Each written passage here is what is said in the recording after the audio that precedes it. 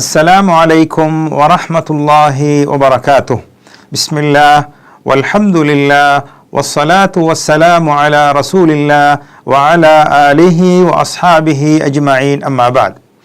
அன்பார்ந்தவர்களே, இன்றைய வகுப்பிலே நாம் சுஜூது சஹ்வ் அதனுடன் சம்பந்தப்பட்ட விடயங்களை பார்ப்போம். அதாவது தொழுகையிலே ஒரு மனிதன் ஒன்றை அதிகப்படுத்தியதற்காக, மறதியாக விட்டதற்காக, அந்த குறைகளை நிவர்த்தி செய்வதற்காக செய்யப்படக்கூடிய சஜதா தான் சஜதா சஹ்வ். இது 2 சஜதாக்கள் ஆகும். இந்த சஜதா சஹ்வ் செய்வதற்கு 3 காரணிகள் இருக்கின்றன. அதில் முதலாவது, தொழுகையில் ஒன்றை அதிகமாக செய்து விடுவது. இரண்டாவது, தொழுகையில் நிறைவேற்ற வேண்டிய ஒன்றை விட்டு விடுவது, குறைத்து விடுவது. மூன்றாவது, தொழுகையில் சந்தேகம் வருவது. இந்த 3 கட்டங்களில் தான் இந்த மறதிக்கான சஜதா செய்யப்படும். முதலாவதாக, தொழுகையிலே ஒன்றை அதிகப்படுத்துவது. மறந்த நிலையிலே ஒரு மனிதன் ஒரு கியாமை அல்லது ஒரு ருக்குஐ அல்லது அது போன்ற ஒன்றை அதிகமாக செய்து விட்டான், மறதியாக செய்துவிட்டு அந்த செயல்களெல்லாம் நிறைவுற்றதற்கு பின்னால் தான் நான் மறதியாக ஒன்றை அதிகமாக செய்துவிட்டேன் என்ற நினைவு வரும் என்றால் அதற்காக அந்த மனிதன் ஒரு சஜதாவை செய்ய வேண்டும், ஒரு சஜதா சஹ்வை செய்ய வேண்டும். அதாவது 2 சுஜூதுகள். உதாரணமாக, ஒரு மனிதன் லுஹரை 5 ரக்காத்துகளாக தொழுகிறான். ஆனால் அவன் 5 ரக்காத் தொழுவது என்ற நினைவு அத்தஹியாத்து, கடைசி அத்தஹியாத்திலே தான் அவனுக்கு நினைவுக்கு வருகிறது. இந்த நேரத்திலே அவன் தொழுகையை முழுமைப்படுத்திவிட்டு சலாம் கொடுத்துவிட்டு அதற்கு பின்னால் 2 சஜதாக்கள், அந்த மறதிக்கான 2 சஜதாக்களை செய்வான். இதை அவன் சலாம் கொடுப்பதற்கு முன்னால் செய்தாலும் ஆட்சேபனை கிடையாது. அல்லது அந்த மனிதன் அந்த மேலதிகமாக செய்த ஒன்றை இடையிலே அவனுக்கு நினைவு வரும் என்றால் அதற்கு பின்னால் தொழுகையை முழுமைப்படுத்திவிட்டு அந்த மறதி ஏற்பட்டதற்கான அந்த நிலைக்கு சலாம் கொடுத்ததற்கு பின்னால் ஒரு 2 சஜதாக்களை அவன் மறதிக்காக செய்வான். இதனை சலாம் கொடுப்பதற்கு முன்னால் செய்தாலும் கூட ஆட்சேபனை கிடையாது. இதற்கு ஆதாரமாக நபி ஸல்லல்லாஹு அலைஹி வஸல்லம் அன்னவர்கள் லுஹருடைய தொழுகையை 5 ரக்காத்துகளாக தொழுது விட்டார்கள். ஆனால் அவர்கள் மறந்த நிலையிலே தொழுத இடத்தை விட்டு புறப்பட்டு சென்று விட்டார்கள். அதற்கு பின்னால் நபி அவர்களிடத்திலே சொல்லப்படுகிறது, லுஹருடைய தொழுகையை 5 ரக்காத்துகளாக நீங்கள் தொழுது விட்டீர்கள் என்ற செய்தி சொல்லப்பட்டவுடன் அவர்கள் மீண்டு வந்து 2 சஜதாக்களை, அந்த மறதிக்காக சஜதாக்களை செய்து சலாம் கொடுத்தார்கள் என்ற ஹதீஸ் இதற்கு ஆதாரமாக இருக்கிறது. இரண்டாவது நிலை, தொழுகையிலே ஒன்றை குறைத்து விடுவது, விட்டு விடுவது. அந்த தொழுகையிலே ஒன்றை விட்டது என்பது ஒரு ருக்குனாக இருக்குமாக இருந்தால், அதாவது ருக்கு அல்லது சுஜூத் அல்லது சூரத்துல் ஃபாத்திஹா போன்ற அர்கான்கள் ஒன்றை விட்டுவிட்டால் அவன் அந்த நிலைக்கு செல்வதற்கு முன்னால் அந்த மேலதிகமாக செய்வதை போன்று ஒன்றை விட்டுவிட்டு 2வது நிலைக்கு செல்வதற்கு முன்னால் நினைவு வந்துவிடும் என்றால் அவன் மீண்டு வந்து அந்த விடுபட்ட செயலை செய்ய வேண்டும். அதற்கு பின்னால் தொழுகையை முழுமைப்படுத்தி அந்த மறதிக்காக ஒரு சஜதா செய்ய வேண்டும், அதாவது 2 சுஜூதுகள் செய்ய வேண்டும். உதாரணமாக, ஒரு மனிதன் ருக்குவை மறந்து விடுகிறான். அவன் சுஜூது செய்கின்ற போது அவனுக்கு நினைவுக்கு வருகிறது, அல்லது ருக்குவை விட்டு விடுகிறான்.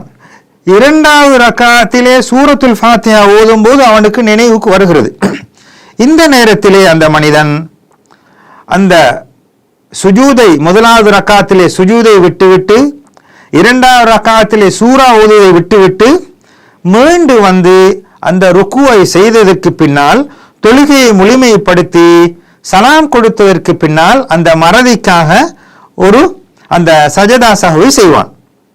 இதையும் சலாம் கொடுப்பதற்கு முன்னால் நிறைவேற்றினால் ஆட்சேபனை கிடையாது.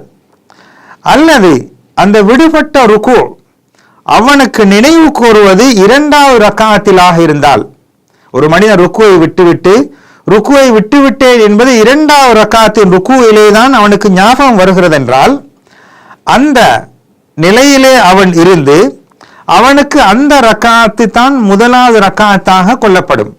முதலாவதாக தொழுது அந்த ருக்குவை விடுபட்ட அந்த ரக்காத் செல்லுபடியற்றதாக கருதப்பட்டு அவன் தொழுகையை நிறைவேற்றிவிட்டு முழுமைப்படுத்திவிட்டு சலாம் கொடுத்ததற்கு பின்னால் அந்த மறதிக்காக அந்த சஜதா சஹ்வை நிறைவேற்ற வேண்டும். இதனையும் சலாம் கொடுப்பதற்கு முன்னால் அந்த மறதிக்கான சஜதாவை செய்தால் ஆட்சேபனை கிடையாது. இதற்கு உதாரணமாக ஒரு மனிதன் முதலாவது ரக்காத்திலே ருக்குவை மறந்து விடுகிறான். இரண்டாவது ரக்காத்திலே தான் அவனுக்கு ருக்குவிலே நினைவுக்கு வருகிறது. இவ்வாறு இருக்கும் என்றால் அந்த மனிதன் அந்த முதலாவது ருக்கு விடுபட்ட அந்த ரக்காத் செல்லுபடியற்றதாக கருதப்பட்டு நினைவுக்கு வந்த அந்த இரண்டாவது ரக்காத்து தான் அவனுக்கு முதலாவதாக கொள்ளப்படும். அல்லது அந்த விடுபட்ட ருக்குவை அவன் சலாம் கொடுத்ததற்கு பின்னால் நினைவுக்கு வரும் என்றால், நினைவுக்கு வந்தால், அல்லது அவனால் விடுபட்ட அந்த ருக்கு நான்காவது ரக்காத்திலே விடப்பட்டிருந்தால், உதாரணமாக நான்காவது ரக்காத்திலே ருக்குவை விட்டு விடுகிறான், கடைசியிலே தான் அவனுக்கு ஞாபகம் வருகிறது, அவன் மீண்டு வந்து அந்த விடுபட்ட ருக்குவை செய்து தொழுகையை முழுமைப்படுத்தி அந்த விடுபட்ட மறதிக்காக அவன் சஜதா சஹ்வை செய்ய வேண்டும். அல்லது விடுபட்ட அந்த ருக்கு மூன்றாவது ரக்காத்திலே அல்லது இரண்டாவது ரக்காத்திலே இருக்கும் என்றால் அவன் ஒரு முழுமையான ஒரு ரக்காத்தை மேலதிகமாக தொழுது அந்த மறதிக்காக ஒரு சஜதா சஹ்வை செய்வான். அதாவது 2 சஜதாக்கள், சஜதா சஹ்வ் என்பது 2 சஜதாக்கள் செய்ய வேண்டும். இது எப்போதென்றால் அவன் மறந்து தொழுகையை முடித்து நீண்ட நேரங்களுக்கு பின்னால் இல்லாமல் இருக்க வேண்டும். தொழுகையை முடித்து அவன் நினைவுக்கு வருவது என்பது நீண்ட நேரங்கள் கழிந்திருக்காமல் வேண்டும். அல்லது அவனுடைய வுது முறிந்திருந்தால் அவன் தொழுகையை மீட்டித் தொழ வேண்டும். அந்த மறதி நினைவுக்கு வருவது சலாம் கொடுத்து நீண்ட நேரத்துக்கு பின்னால் இருந்தால் அல்லது வுது முறிந்து விட்டதென்றால் அந்த தொழுகையை அவன் ஆரம்பத்திலிருந்து மீட்டி தொழுவான். இதற்கு ஆதாரமாக ரசூலுல்லாஹி ஸல்லல்லாஹு அலைஹி வஸல்லம் அன்னவர்கள் அஸர் தொழுகையை 3 ரக்காத்துகளாக தொழுதுவிட்டு சலாம் கொடுத்து வீட்டுக்கு சென்று விட்டார்கள். அதற்கு பின்னால் இந்த செய்தி அவர்களுக்கு சொல்லப்படுகிறது. அந்த செய்தி சொல்லப்பட்டு அது உண்மைப்படுத்தப்பட்டதற்கு பின்னால் நபி ஸல்லல்லாஹு அலைஹி வஸல்லம் அவர்கள் மீண்டு வந்து ஒரு ரக்காத்தை முழுமையாக நிறைவேற்றிவிட்டு சலாம் கொடுத்ததற்கு பின்னால் 2 சஜதாக்கள் செய்து அதற்கு பின்னால் சலாம் கொடுத்தார்கள் என்ற ஹதீஸ் இதற்கு ஆதாரமாக இருக்கிறது. ஒரு மனிதன் தக்பீரத்துல் இஹ்ராம், அதாவது முதலாவதாக சொல்ல வேண்டிய தக்பீரை மறந்துவிட்டால் அவன் தொழுகையிலே நுழையவில்லை. எனவே அவன் தொழுகையை ஆரம்பத்திலிருந்து மீட்டி தொழுவது கட்டாயமாக இருக்கிறது. அடுத்ததாக இந்த தொழுகையிலே விடுபட்ட ஒன்று ருக்குன் அல்லாமல் வாஜிபாக இருக்கும் என்றால், உதாரணமாக ஒரு நிலையிலிருந்து இன்னொரு நிலைக்கு மாறுகின்ற போது சொல்லக்கூடிய தக்பீர், அல்லாஹு அக்பர் என்று சொல்லக்கூடிய அந்த தக்பீர், அல்லது 3 ரக்காத்துகள் 4 ரக்காத்துகள் கொண்ட தொழுகையிலே முதலாவதாக ஓதக்கூடிய தஷஹுத், அல்லது ருக்குவிலே ஓதக்கூடிய அந்த துஆ, இவைகள் மறந்து விட்டதென்றால் அந்த நிலையிலிருந்து முழுமையாக பிரிவதற்கு முன்னால் ஞாபகம் வந்தால் அதனை அவன் மீண்டு வந்து அந்த விடுபட்ட செயலை செய்ய வேண்டும். இதற்காக அவன் சஜதா சஹ்வு செய்ய வேண்டிய தேவை கிடையாது. அல்லது இந்த வாஜிபான ஒன்றை விடுபட்ட செய்தி அந்த இடத்திலிருந்து அவன் இன்னும் ஒரு இடத்துக்கு, அதாவது ருக்குவிலிருந்து அந்த சுப்ஹான ரப்பியல் அலீம் என்று சொல்லக்கூடிய அந்த திக்ரை மறந்துவிட்டு சுஜூதுக்கு போய் சேருவதற்கு முன்னால் ஞாபகம் வந்தால் அவன் மீண்டு வந்து அந்த திக்ரை சொல்ல வேண்டும். சொல்லிவிட்டு அந்த தொழுகையை முழுமைப்படுத்தி சலாம் கொடுத்ததற்கு பின்னால் அந்த மறதிக்காக சஜதா சஹ்வு செய்ய வேண்டும். அல்லது அந்த விடுபட்ட அந்த வாஜிப் ஒரு நிலையிலிருந்து அடுத்த நிலைக்கு முழுமையாக சென்று விட்டான் என்றால் அவன் மீண்டு வர வேண்டிய தேவை கிடையாது. தொழுகையை முழுமைப்படுத்திவிட்டு அந்த விடுபட்ட அந்த வாஜிபுக்காக, அந்த மறதிக்காக சலாம் கொடுப்பதற்கு முன்னால் அந்த 2 சஜிதாக்கள் மறதிக்காக செய்வான். இதற்கு ஆதாரமாக நபி ஸல்லல்லாஹு அலைஹி வஸல்லம் அன்னவர்கள் லுஹருடைய தொழுகையிலே 2வது ரக்காத்திலே ஓத வேண்டிய அந்த தஷஹுத் அத்தஹியாத்துக்கு உட்காராமல் முழுமையாக 4 ரக்காத்துகளையும் தொழுதுவிட்டு அத்தஹியாத் ஓதியதற்கு பின்னால் சலாம் கொடுக்காமல் 2 சஜிதாக்கள் மறதிக்கான 2 சஜிதாக்கள் செய்து சலாம் கொடுத்தார்கள் என்ற அந்த ஹதீஸ் நமக்கு ஆதாரமாக இருக்கிறது. எனவே முதலாவதாக தொழுகையிலே ஒன்றை அதிகமாக செய்வது, அதனை பற்றி பார்த்தோம். 2வது தொழுகையிலே ஒன்றை குறைத்து விட்டு விடுவது, அதனையும் பார்த்தோம். 3வது தொழுகையிலே சந்தேகம் ஏற்படுவது. இவ்வாறான நிலையிலே அந்த சந்தேகம் என்பது அவனுடைய அந்த எண்ணம் எதற்கு அதிகமாக சாய்ந்திருக்கிறதோ அதனை அவன் கருத்தில் கொண்டு அதன்படி செயலாற்றிவிட்டு அந்த மறதிக்காக அவன் சஜ்தா சஹு செய்வான்.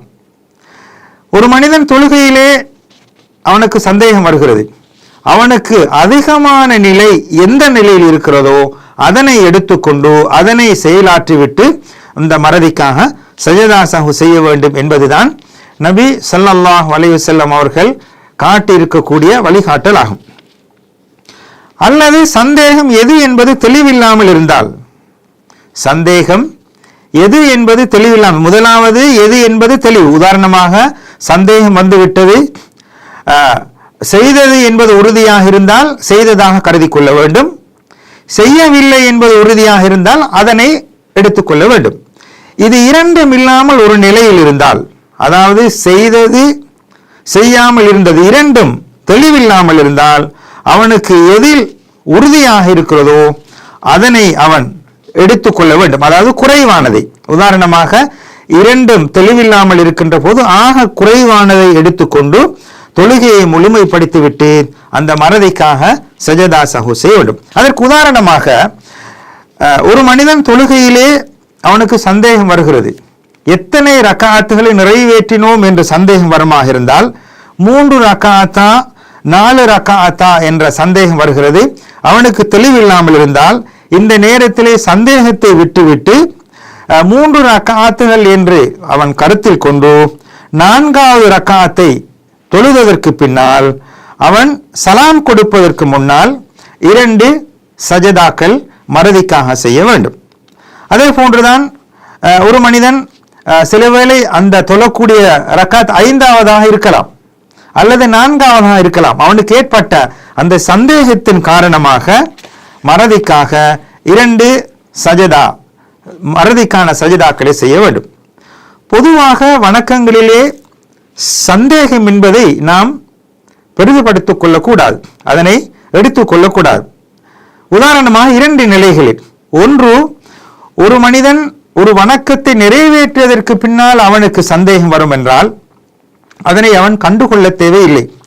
ஆனால் அந்த நிலை உறுதிப்படுமாக இருந்தால், அவனுக்கு உறுதியாக அந்த சந்தேகம் தெளிவாக ஒன்றில் இருக்கும் என்றால் அதனை அவன் எடுத்து அமல் செய்ய வேண்டும்.